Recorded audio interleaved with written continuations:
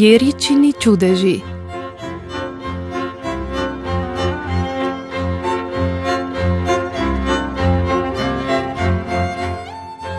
Sredi širne ravnice sta v majhni leseni hišici živela mož in žena, ki sta se imela zelo rada in sta imela 7 otrok. Bila sta zelo revna, zato je bila njuna edina skrb, kako bi otroke čim prej spravila do kruha. Njuni 3 sinovi so zrasli v postavne in krepke fante, ki so radi prijeli za vsako delo in so se lahko že zgodaj sami preživljali. Njune 3 hčerke so bile lepe in urne deklice, ki so si zlahka našle ženine in so bile že poročene. Le najmlajša hči Jerica je bila povsem drugačna od svojih bratov in sestra. Zato sta bila starša zaradi nje že zelo skrbeh. Čeprav je bila že odrasla, je še zmeraj najraje posedala na domačem pragu in pasla edino gos, ki jim je še ostala pri hiši. Ko sta ji prigovarjala, naj se vendar že končno ozre okoli sebe in začne razmišljati o svoji prihodnosti, je Jerica zmeraj le odmahnila. Le zakaj se že ves čas po nepotrebnem vznemirjata, jima je pravila. Ko pa je meni vendar tako lepo pri srcu in sem na domačem dvorišču povsem zadovoljna. Oče in mati sta se ob tako prisrčnih odgovorih ponavadi za nekaj časa pomirila, nato pa ju je kmalu spet začelo črvičiti. Včasih je bilo pri hiši 7 lačnih otroških ust, pa smo nekako le preživeli, je premišljevala mati. Zato bo morda res najbolje, da ubogi otrok, ki pač ne ve sam poskrbeti zase, ostane z nama. Pozabljaš, ljuba žena, da midva ne bova živela večno, je odgovarjal mož. Tako bo Jerica prej ali slej ostala sama in bo gotovo umrla od lakote.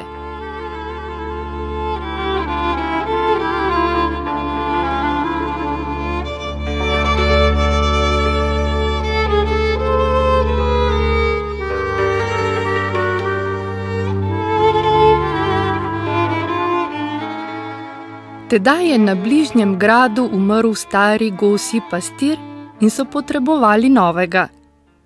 Razglasili so to daleč naokoli in glas je prišel tudi do lesene hišice v ravnici. Nikogar ne poznava, ki bi se tako rad družil z gosmi kot ti, sta starša prigovarjala hčerki.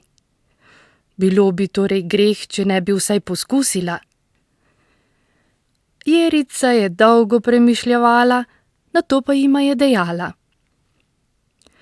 Če bom res poskusila, mi bo to najbrž tudi uspelo. Zato se pač zdaj odločita in mi iz čistega srca zaupajta, ali bosta res zadovoljna s tem, da bo vajina hčerka vse življenje gosja pastirica? Čudila sta se njenemu pogumu in rahlo jima je šlo na smeh. Seveda bi bila rajši, če bi najina hčerka lahko postala grofica, kajti tedaj bi se ji v življenju zagotovo boljše godilo, sta ji odvrnila. A ljudje iz majhnih lesenih hišk moramo biti pač skromni in zato bova resnično presrečna, če te bodo sprejeli vsaj v službo. Rada vaju imam in skušala vama bom ustreči, je prikimala Jerica.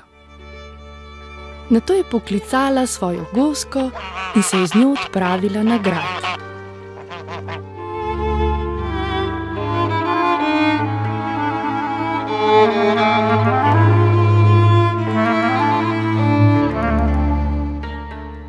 Pred grajskimi hlevi se je že trlo ljudi, ki so želeli postati gosji pastirji. Prišli so z vseh vetrov in so prinašali najrazličnejša priporočila. Drenjali so se, sesuvali s komolci in se glasno prerekali, kateri je najbolj primeren za novo službo. Le Jerica je stala svojo gozko povsem ob strani in je potrpežljivo čakala. Glavni grajski hlevar je vse dopoldne poslušal ljudi, ki so želeli v službo, in presojal, kateri bi bil najbolj primeren. Najnazadnje se je ustavil še ob Jerici in ji dejal: Le kako naj sploh vem, da si res želiš postati pastirica in da veš, kaj v tem poslu, ko pa ves čas nisi spregovorila niti besede? Ne zamerite mi, gospod, a moram vam reči, da sem zaradi vsega, kar se tu dogaja, hudo žalostna, je odvrnila. Prerekajo se in na ves glas kričijo, no uboge gosi pa nihče niti ne pomisli, pa čeprav so že na smrt preplašene. Je ljubeče pobožala svojo preplašeno gozko, ki ni bila vajena take gneče in je res kar drgetala. Hlevar se je popraskal po bradi in nato še po pleši, potem pa dejal: Vidim, da imaš rada gosi in da imajo tudi one tebe rade. Zato ti bom prvi ponudil priložnost. 7 dni boš pasla največjo grofovsko jato in če ti ne bo med tem niti ena sama umanjkala, te bom sprejel v službo. Sicer boš pa morala odslužiti tako, da boš za vsako pogrešano gos v grajski kuhinji 1 leto pomivala posodo. Prikimala je in mu segla v roko. Mnogi so silno negodovali, ker je prav deklica prva dobila priložnost, a beseda glavnega hlevarja je bila pač pri tem zadnja.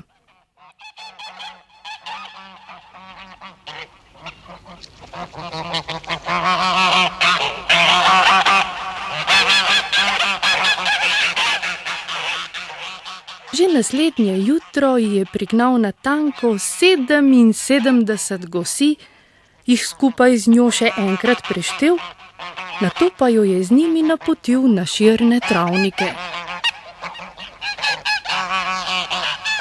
Jeričina gozka je seveda dobro vedela, kaj imajo gozke najraje. Popeljali sta jih do najslajše mlade trave in jim razkazali najčistejše mlake. Pasle so se lahko, kolikor jim je bila volja, in se do onemoglosti prekopicale vodi, tako da so vsak večer prav sladko zaspale. Zato se ni deklica niti malo bala, da bi katera ušla, in je komaj čakala, da bo minil še 7. dan.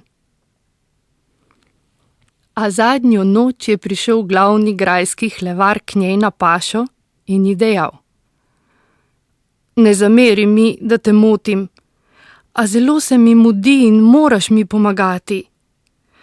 Njegova visokost grof si je za večerjo zaželel mlado gos in ne morem mu je dati, ker so vse mlade gosi v tvoji jati. Ne preostane mi torej drugega, kot da ti eno vzamem. Ne zameri tudi ti meni, a to žal ne bo šlo, je pastirica dvignila svojo vrbovo šibo. Če ti dam gos, mi bo jutri ena manjkala. Potem pa me ne boš sprejel v službo, za povrh pa bom morala 1 leto pomivati posodo v grajski kuhinji. Hlevar ji je zagotavljal, da jo bo kljub temu sprejel v službo in jo milo prosil, naj se ga usmili. Toda Jerica mu ni verjela in je bila še kar neizprosna. Tedaj pa je možakar pokleknil pred njo in šlo mu je že tako na jok, da bi s svojim smrkanjem lahko preplašil gosi. Naj ti bo, je končno dejala Jerica. Dam ti goš, če ji boš ves čas na poti do gradu tiščal nos pod rep, da se ne bo revica podelala, je terjala. Le tako bom namreč lahko prepričana, da potepuški psi ne bodo izvohali sledi in mi razgnali jato. Glavni hlevar se je popraskal po bradi in nato še po pleši, potem pa je le uvidel, da mu ne preostane drugega, Mnogi izmed njih, ki so si želeli v službo, so namreč tako zelo pritiskali nanj, da je moral deklico na vsak način pretentati. Ujel je torej mlado gos, ji vtaknil nos pod rep in oddirjal proti gradu.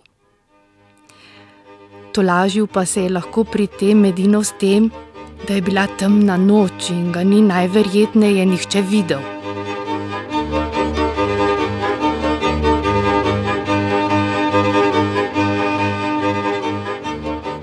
Jerica zaradi izgubljene gosi ni bila posebej v skrbeh, saj je bila ujati še njena gos, za katero hlevar ni vedel, in tako jih je bilo še zmeraj 77.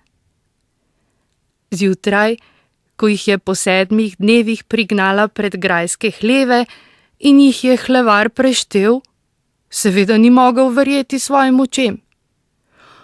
Preštel jih je še enkrat, pa jih je bilo še zmeraj natanko toliko, kot jih je pred 7 dnevi odgnala na pašo. To mu nikakor ni šlo v glavo, saj je sinoči eno odnesel. Posvetoval se je z drugimi hlapci, ti pa so o vsem prišepnili samemu grofu na uho.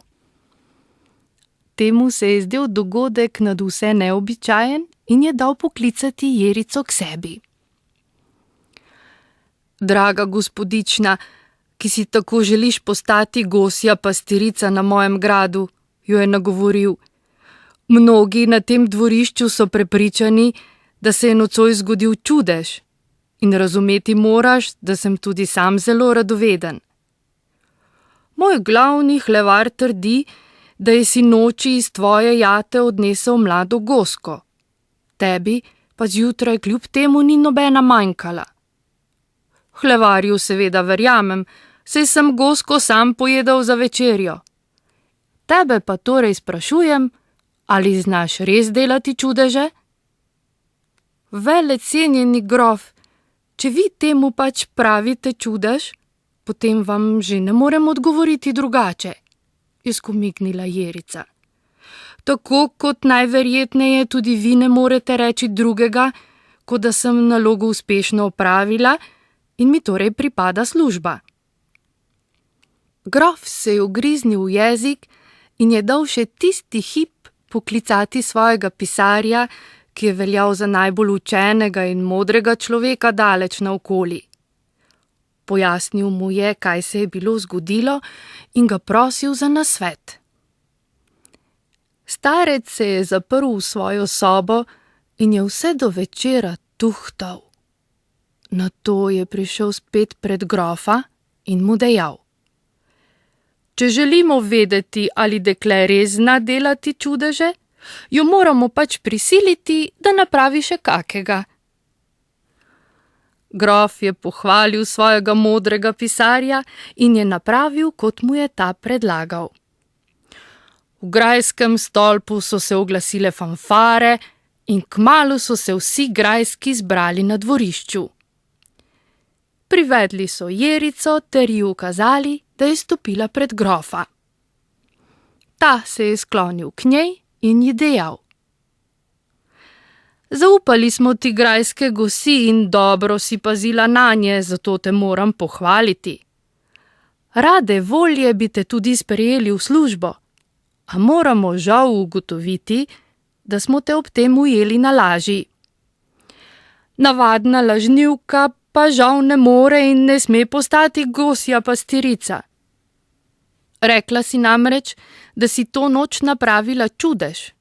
Mi vsi pa dobro vemo, da navadni ljudje ne morejo delati čudežev. Rekla sem samo, da naj je pač čudež, če že vi temu tako pravite, je vzkliknila deklica. Toda grof je ni pustil do besede. Položil je prednjo prazno vrečo in ji dejal: Le, če svojimi besedami do vrha napolniš to vrečo, ti bomo lahko res verjeli, da vse to, kar govoriš, niso le prazne marnje in dobila boš službo. Sicer te bomo nagnali z dvorišča in nikoli več ne boš smela stopiti na grofovsko zemljo. Prav, je zavzdihnila Jerica. Povedala vam bom, kako je bilo s to nesrečno gosjo, in potem boste sami presodili, ali si res zaslužim tako kruto kazen. Se je ozrla po množici. 6 dni sem pasla vaše gosi in ves ta čas se ni niti eni sami skrivilo niti pero.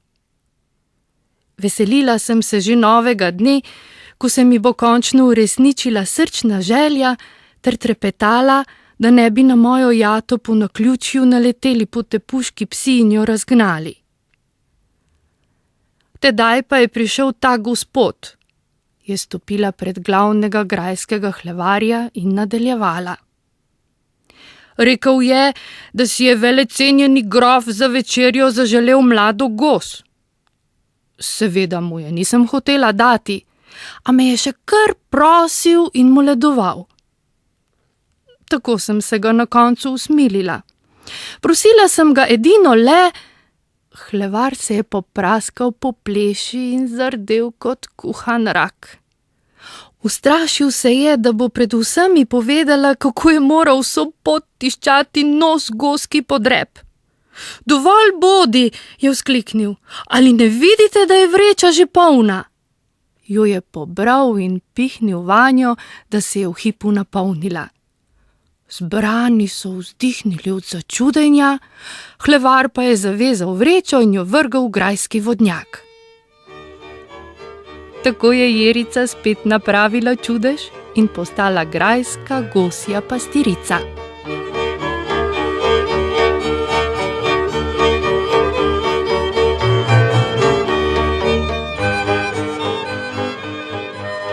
Grofu pa njena skrita moč ni in ni dala miru. Če je le imel čas, se je sprehodil po travniku in poklepetal z njo. Postala sta dobra prijatelja in deklica mu je naposled zaupala, kako so se zgodili ti njeni čudeži. Ko je izvedel, da je moral njegov hlevar vso pot tiščati svoj gizdavi nos goski podrep, ga je popadel tak smeh, da se je kar valjal in valjal po tleh. Ko pa je le prišel k sebi in mu je Jerica s pozlačene grofovske oprave pobirala gosjo nesnago, jo je prijel za roko in dejal: Dovoli, da ti zdaj tudi jaz zaupam svojo skrivnost. Ko je bila moja pokojna mati že zelo bolna in je ležala na smrtni postelji, me je dala poklicati k sebi in mi izrekla svoj zadnji materinski nasvet. Prosila me je, naj si nikar preveč ne izbiram neveste po stanu in pameti, temveč najraje vzamem za ženo dekle, ki me bo znala spraviti v tak smeh, da se bom kar valjal po tleh. In kaj sem torej zdaj počel drugega? Prav pošteno si se povaljal, res, je odvrnila Jerica, ki še zmeraj ni dojela, kaj želi s tem povedati. Bojim se, da te tvoje obleke ne bo več mogoče očistiti. Grof pa se je le nasmehnil in jo dvignil v naročje. Odnesel jo je na grad in kar sredi dvorišča razglasil, da si je končno izbral nevesto. Pripravili so veliko gostijo, na kateri pa na grofičino željo niso snedli niti ene same gosi.